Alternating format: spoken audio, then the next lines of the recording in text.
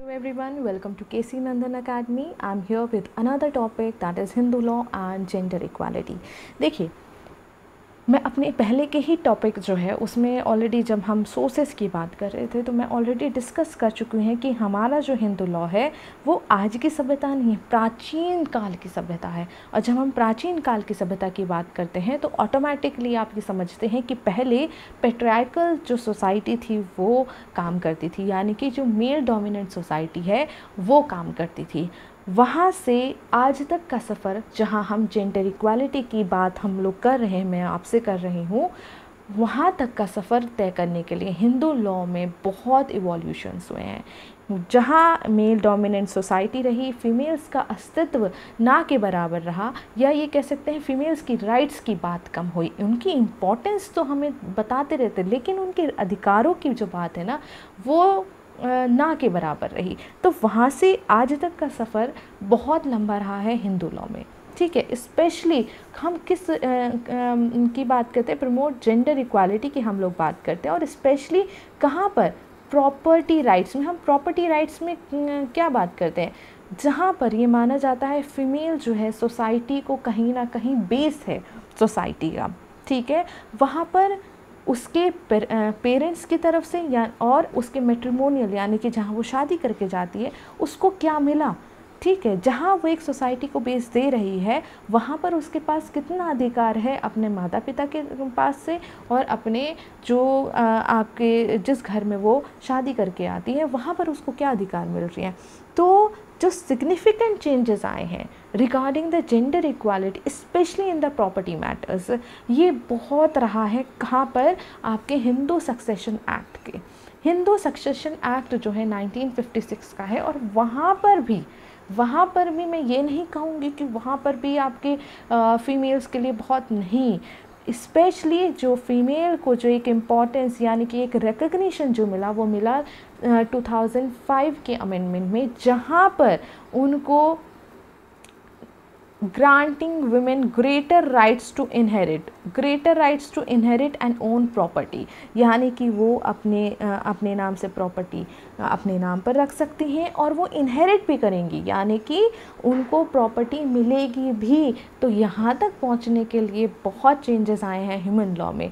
हाँ, आज भी सोसाइटी में चीज़ें इस तरीके की होती हैं कि जहाँ पर इन द सेंस कि जो 2005 का अमेंडमेंट था उससे पहले जब सक्सेशन एक्ट आया, बेसिकली सक्सेशन एक्ट 1956 में, ऐसा नहीं कि उनमें फीमेल्स के लिए नहीं था, फीमेल्स के लिए था लेकिन बहुत लिमिटेड था, ठीक है। एक तो वो कोपासनर्स नहीं थे। कोपासनर्स का मतलब जब हम दादा लाई प्रॉपर्टी जो होती है हमारी, जो इंसेस्ट्रल प्रॉपर्टी होती है, उसमें जो मेल डोमिनेंस है, यानी कि जितने मेल मेंबर आपको हायरार्की पता है ना, फर्स्ट आपके जैसे दादा, परदादा, दादा, पिता, ठीक है, ऐसे ही तो दादा के भाई, उनके भाई, आपके पापा के भाई, बड़े भाई, छोटे भाई, सब, ठीक है। तो ये क्या है, मेल कोपासनर्स थे। फीमेल कोपासनर्स एग्जिस्ट ही नहीं करती, यानी कि जब हिस्सेदारी की बात आती थी तो अगर 4 बच्चे हैं, 3 बेटे हैं और 1 बेटी है, तो मेन जो कोपासनर्स होते थे वो बस 3 बेटे होते थे, बेटियों को रिकॉग्निशन नहीं था, ठीक है। उनको प्रॉपर्टी कैसे मिलती थी, उनको प्रॉपर्टी मिलती थी अगर जो मतलब दादा हैं या जो पिता हैं वो जाते हुए अपनी विल अगर वो करके जाते हैं, तब तो उनको जो इनहेरिटेंस था वो उनको दिया जाता था, या फिर उनको एक बहुत क्या कहते हैं अपनी मर्ज़ी से अगर वो कुछ देना चाहे तो वो दे सकते थे, बाउंड नहीं थे, ठीक है। उनके ऊपर कोई ऑब्लिगेशन नहीं थी, क्यों, क्योंकि लॉ में नहीं था। फीमेल्स वर नॉट कोपासनर्स, ठीक है। तो जब 2005 आया तो 2005 में एक ड्रास्टिक चेंज आया। Now the daughters are have equal right in the property of their father, ancestral property और the self acquired property of the father, ठीक है।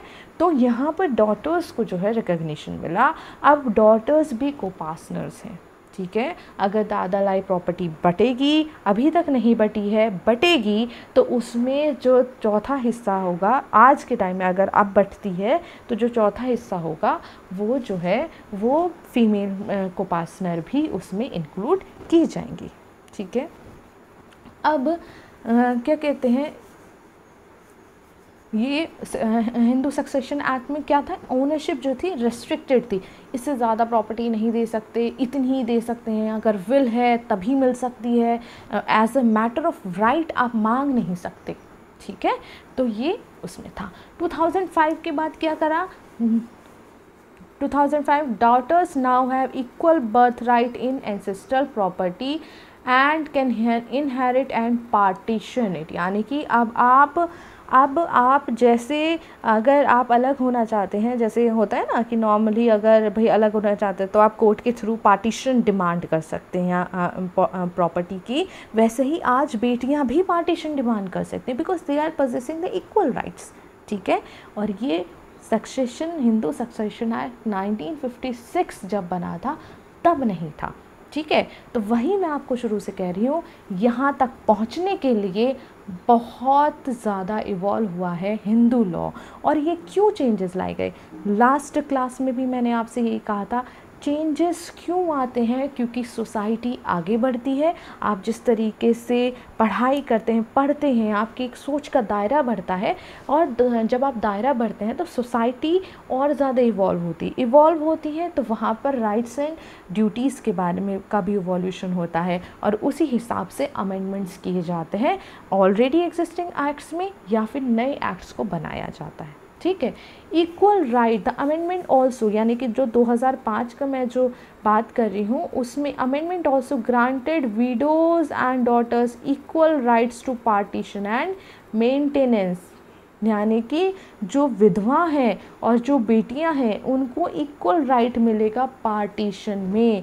ऐसा नहीं है कि एक पर्सन का जो है वो मेरे हस्बैंड की डेथ हो गई है तो मुझे उसका प्रॉपर्टी नहीं मिल सकती, मेरे नाम पर नहीं आ सकती है, सिस्टर प्रॉपर्टी के तौर पर पोता पोती को तो बच जाए लेकिन मेरे हिस्से में कुछ आए, ऐसा प्रावधान पहले नहीं था। लेकिन 2005 के बाद, अमेंडमेंट के बाद, विडोज़ और डॉटर्स को इक्वल राइट मिला है पार्टीशन में, ठीक है। और मेंटेनेंस के लिए, यानी कि आपको मेंटेनेंस भी देनी होगी इफ़ द पर्सन, आप मतलब उसके जो इन लॉज हैं वो भी घर बार छोड़ चुके हैं, ठीक है, वो घर बार छोड़ चुके हैं और उसको अलग कर दिया गया है, तो ऐसे में आपको उसे मेंटेन करना होगा, ठीक है। साथ के साथ अगर आपकी डॉटर है, डॉटर को अगर ये तो जनरल एक रूल है कि भाई जब तक आपकी अगर शादी नहीं हो जाती तब तक मेंटेनेंस का नाम माता पिता का वो है।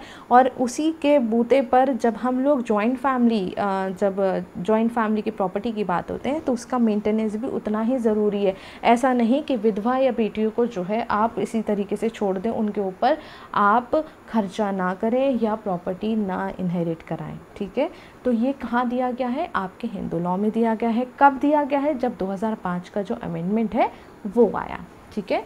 अब रिकॉग्निशन ऑफ स्त्री धन भी है। स्त्री धन का क्या होता है, स्त्री धन आज के टाइम में जो लीगल हम अगर इसकी बात करते हैं तो एक्ट ने क्या एक्नॉलेज करा, स्त्री धन। स्त्री धन सिर्फ वो नहीं जो वो अपने पिता के घर से लाई है, ठीक है। स्त्री धन वो भी है जो शादी के समय पर उसको जो गिफ्ट दिए जाते हैं, ठीक है। अगर उसको क्या कहते हैं, गिफ्ट दिए जाते हैं या उसको उसके नाम पर कोई प्रॉपर्टी है, उसने कुछ इनहेरेंट किया है या फिर उसने अपनी कमाई से कुछ ख़रीदा है, वो भी सब स्त्री धन में आता है। ऐसा नहीं है कि आप ये कहें कि भाई जो शादी के बाद जो ससुराल ने गहने या कोई भी सामान बहू के नाम को दिया है तो वो ससुराल वापस कर सकता है, वापस ले ले, नहीं। अब लॉ ये कहता है कि अब जब आपने एक बार दे दिया तो वो उसी का है और वो स्त्री धन है। तो यहाँ पर क्या बात हो रही है, यहाँ पर ये बात हो रही है, ऐसा नहीं कि आप ले लो और फिर दे दो और फिर वापस ले लो, ठीक है। अब वो उसका अधिकार है उस पर्टिकुलर चीज़ पे, चाहे आपने उसके नाम पे प्रॉपर्टी करी है, चाहे उसको आपने गहने वगैरह दिए हैं, वो सब। और साथ के साथ जो वो अपने घर से लेकर आई है वो भी स्त्री धन है। और साथ के साथ अगर मायके से यानी कि अपने फादर की जगह से अगर उसको इनहेरिटेंस में कुछ भी मिलता है, यानी कि वहाँ पर पार्टीशन होता है और अब तो 2005 के अकॉर्डिंगली उसको उसका राइट है, अगर उसको वहाँ से मिलता है तो वो जो इनहेरिटेंस में सपोज़ एक कोई प्लॉट ऑफ लैंड मिला है उसको इनहेरिटेंस में अपने मायके की तरफ से, तो वो भी उसका स्त्री धन ही कहा जाएगा। ऐसा नहीं है कि ससुराल वाले ये कहें कि नहीं तो ये तो हमारा है, नो, इट इज़ अ स्त्री धन according to the law.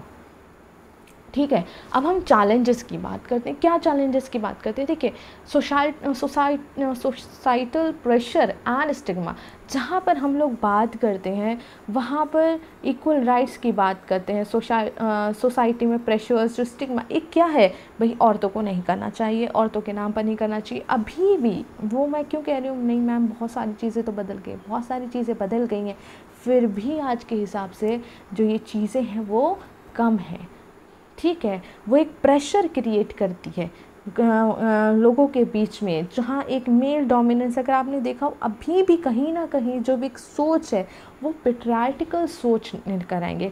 Society A to Z पूरी नहीं इवॉल्व हुई है, माइंडसेट इवॉल्व नहीं हुए, वो माइंडसेट इवॉल्व होने में अभी भी टाइम लगेगा।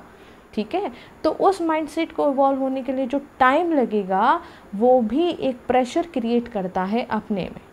ठीक है, और potential for disinheritance, although the law is gender neutral in principle, there is a risk of disheritance through will और other means, especially in patriarchal society, जहाँ मेल डोमिनेंट। अभी भी मैंने कहा लॉ नहीं कह रहा इनइक्वालिटी करने के लिए, लॉ तो कह रहा है कि आप भी अधिकार है, आपका भी अधिकार, लेकिन जो दिमाग में है आपके, जो माइंडसेट है बना हुआ पैट्रियार्कल, जो सोच है कि नहीं बेटियों को नहीं देंगे, वो जो सोच है वो भी क्या कहते हैं, एक चैलेंज है सोसाइटी में, एक पीस, एक प्रॉपर फंक्शनिंग के लिए। तो ऐसे में आप जैसे कहते हैं कि जब सक्सेशन होता है तो दो तरीके से, एक जहाँ पर विल नहीं बनाई गई है तो वो जब आप एक पर्सन अपनी विल बनाकर नहीं चाहता तो उसका जो पार्टीशन होता है वो अकॉर्डिंग टू द लॉ होता है। यानी कि अगर आप हिंदू हैं तो हिंदू सक्सेशन एक्ट 1956 के तहत आपका जो इनहेरिटेंस है वो दिया जाएगा, इन केस अगर आप विल नहीं बनाते हैं। अगर आप विल बनाते हैं तो जो आपका इनहेरिटेंस है वो किसके अकॉर्डिंग होगा, जो विल में वो पर्टिकुलर पर्सन देकर गया है।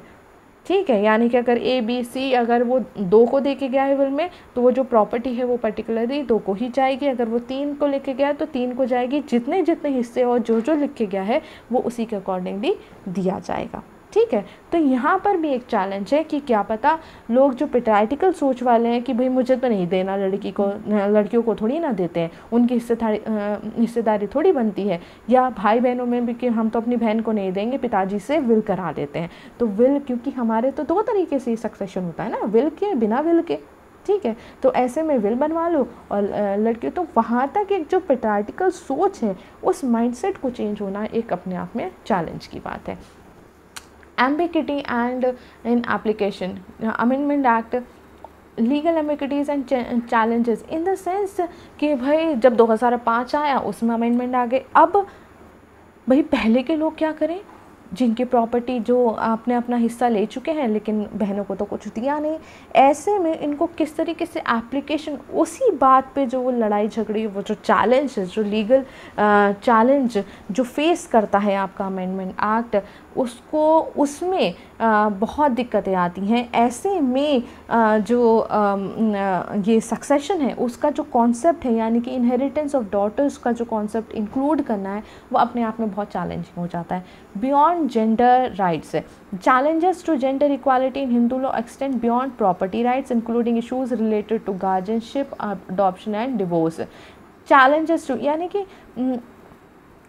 ऐसा नहीं है, हम इनइक्वालिटी की जो हम लोग बात करते हैं, हमने स्पेशल प्रॉपर्टी के राइट्स की तो बात करी है, लेकिन ऐसा नहीं है कि सिर्फ प्रॉपर्टी के मैटर्स में ही भी इक्वालिटी है।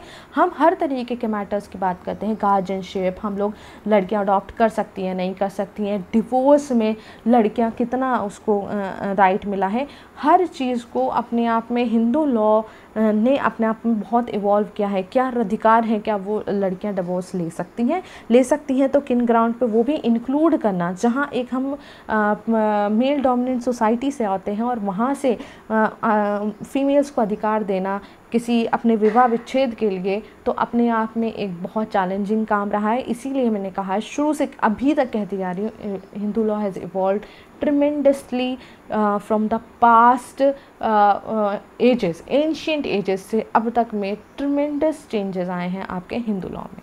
उसके बाद हाँ, ऑब्वियसली बात है, मैंने आपसे ये कहा कि पहले अब जब सोसाइटी यहाँ पर आ गई है, उसमें आने के बाद सोसाइटी में जैसे जैसे सोसाइटी इवॉल्व होगी वैसे वैसे लीगल राइट्स आपके इवॉल्व होंगे। जैसे जैसे सोसाइटी में किसी चीज़ को लेकर इशू अराइज होगा तो या तो जो एग्जिस्टिंग लॉज होते हैं उसमें चेंजेस करते हैं। जैसे आपका 1956 का हिंदू सक्सेशन एक्ट आया, उसमें जब वो एक्ट आया तब ठीक था, लेकिन with the passage of time लगा कि नहीं भाई ये तो इनमें तो हम जहाँ इक्वालिटी की बात करते हैं वहाँ पे तो मेल और फीमेल में इक्वालिटी ही नहीं है। तो क्या करा गया, उसी पर्टिकुलर एक्ट में अमेंडमेंट करके फीमेल्स के राइट को इंक्लूड किया गया। ठीक है, तो वैसे ही हमें और रिफॉर्म्स की ज़रूरत है। जहाँ जहाँ जिस जिस एरिया में लगेगा कि वहाँ पर हमें इक्वालिटी को के पर्टिकुलर कॉन्सेप्ट को जस्टिफाई करना है, इक्वालिटी को जस्टिफाई करना है, कॉन्स्टिट्यूशन के जो हमने अधिकार दे रखे उन्हें जस्टिफाई करना है अपने एक्ट में, तो हम चाहे तो और नए एक्ट बना सकते हैं और चाहे तो उनमें ही अमेंडमेंट कर सकते हैं। बट चेंजेस ज़रूरी हैं और चेंजेस हमेशा ही ज़रूरी रहेंगे, क्योंकि समाज बदलता रहेगा। समाज कभी एक जैसा नहीं रहता, आप बदलते हैं, आपकी सोच बदलती है, आपका रहन सहन बदलता है और आगे आप उसी तरीके से बदलते जाएंगे। तो हमेशा रिफॉर्म्स की ज़रूरत हमेशा लॉज में रहती है। उसके बाद हम बात करते हैं थर्ड जेंडर की, बात करते हैं Hindu law and LGBTQ rights. ठीक है, हम इसकी बात करते हैं। अगर आप लोगों ने हिंदू लॉ की बात करें तो ये अभी तक हिंदू लॉ जो है वो डिफाइंड नहीं है प्रॉपर, वो इवॉल्व हो रहा है। अभी लॉज में तो कुछ आया ही नहीं है, लीगल फ्रेमवर्क नहीं हुआ है, क्योंकि हमारे यहाँ पर ऐसा नहीं है कि थर्ड जेंडर आज ही आया है। ठीक है, ये हमेशा से बस रिकग्निशन नहीं था। ठीक है, लोग छुपते छुपाते रहते थे या उसको ऊपर खुल के बात नहीं करते थे, एक स्टिग्मा माना जाता था, माना जाता था ज़बरदस्ती। अगर आपको पता हो कि उसका जो लाइकिंग प्रेफरेंस है सामने वाले पर्सन का वो अलग है, लेकिन उसको ज़बरदस्ती सोसाइटल प्रेशर में ज़बरदस्ती उसकी शादी करा दी जाती थी। ठीक है, और वो प्रेशर क्योंकि हम ये एक्सेप्ट करने के लिए तैयार नहीं होते थे कि भाई तीसरा जेंडर भी होता है। ठीक है, थर्ड जेंडर भी आपके इसमें है और जो प्रेफरेंसेस हैं थर्ड जेंडर प्लस जो आपके जो प्रेफरेंसेस हैं वो अलग हो सकते हैं। सेम प्रेफरेंस के लोग, सेम सेक्सुअल प्रेफरेंस के लोग भी एक दूसरे के साथ रहना चाहते हैं। ये शुरू से अभी तक इस पर कोई डेफिनेशन नहीं है। क्यों? क्योंकि हम कभी खुलकर बात ही नहीं करते इस पे। अब शुरू होने लगा है। वही मेरी बात, सोसाइटी इवॉल्व हो रही है। हम कहाँ थे जहाँ हम इन चीज़ों को पर्दे के पीछे रखते थे और कहाँ आज है जहाँ हम उन पर खोल के बात कर सकते हैं, अपने अधिकार मांग सकते हैं ना। तो इनमें टाइम लगा, आज भी फाइनली ये डिफाइंड नहीं है, लिमिटाइज्ड है, यानी कि अभी लीगल उसमें तो आया ही नहीं है। हाँ, कॉन्स्टिट्यूशनल ने ज़रूर इक्वालिटी की बात करी है, वैसे तो फ्रेमवर्क में नहीं आया, लीगल फ्रेमवर्क में, लेकिन सोसाइटी इवॉल्व हो रही है, इसलिए साथ साथ हिंदू लॉ भी इवॉल्व होगा। और आप कुछ ही टाइम में, कुछ ही within the span of time आप ये देखेंगे कि आज हम ये कह रहे हैं डिफाइंड नहीं है, कल को हो सकता है कुछ टाइम में ही इनको एक डिफाइंड राइट्स एंड ड्यूटीज़ जो हैं वो जो हैं आपको एक्ट्स के थ्रू आपको देखने को पढ़ने को मिल जाए। तो उनके ऊपर ये हो सकता है अलग तरीके से कोई अगर अलग LGBTQ के जो राइट्स हैं उनके लिए या तो अलग से एक्ट बनाया जाए या फिर अमेंडमेंट करके उनको इन चीज़ों में इंक्लूड किया जाएगा। With the passage of time आपको लेजिस्लेचर जो है इस चीज़ के बारे में बता देगी। अभी तक इसके ऊपर कोई भी एक्सपैंडेड कुछ लीगल फ्रेमवर्क नहीं, अभी तो सिर्फ बातों में है। ठीक है, लेकिन जल्दी ही ये ऑन पेपर आएगा, लीगल फ्रेमवर्क में आएगा और हम तब आपसे बात करेंगे इस बारे में। लेकिन हिंदू लॉ इसके ऊपर इसको ना तो उसको प्रेफरेंस दी गई, हमेशा से ये बंद उसमें रहा, कभी आगे सामने नहीं आया। देखिए, प्रेफरेंसेस हमेशा ऐसे थोड़ी ना है कि अब के लोगों की प्रेफरेंस होगी, पहले के लोगों की होगी। हर तरीके के इंसान होते हैं, पहले भी लोगों की अपनी प्रेफरेंसेस होंगी, लाइकिंग प्रेफरेंसेस होंगी, बट सिर्फ हम उनको पर्दे के पीछे रखते थे और लगता था कि ये सोसाइटल जो प्रेशर है वो जो है वो बहुत ज़्यादा रहेगा। ठीक है, उसके अलावा हम बात करते हैं, जहाँ मैंने कहा कि कॉन्स्टिट्यूशन ने तो इसको रिकॉग्नाइज़ करा है, लेकिन आपके जो लॉज़ हैं, जो आपके पर्सनल लॉज़ है, उसमें अभी कुछ नहीं है, लेकिन कॉन्स्टिट्यूशन आपकी बात करता है। क्या बात करता है? The Indian constitution particularly article 14, 15 and 21 provides. 14 किसकी बात करता है? इक्वालिटी की बात करता है। 15 नॉन डिस्क्रिमिनेशन की बात करता है। 21 right to life and personal liberty की बात करता है। Provides a basis of LGBTQ rights, ठीक है, including equality, non discrimination and personal liberty. अरे आप being a human you already possess the right equality, non discrimination and personal liberty, ठीक है।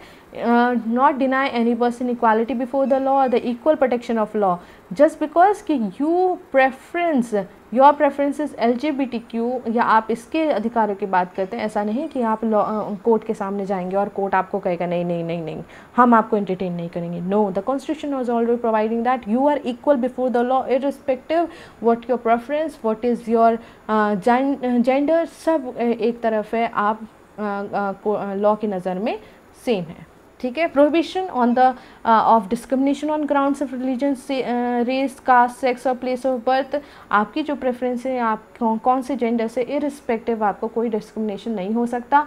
आप एक पर्सन हैं आप लॉ की नज़र में, और वही इक्वल राइट्स आपको दिए जाएंगे।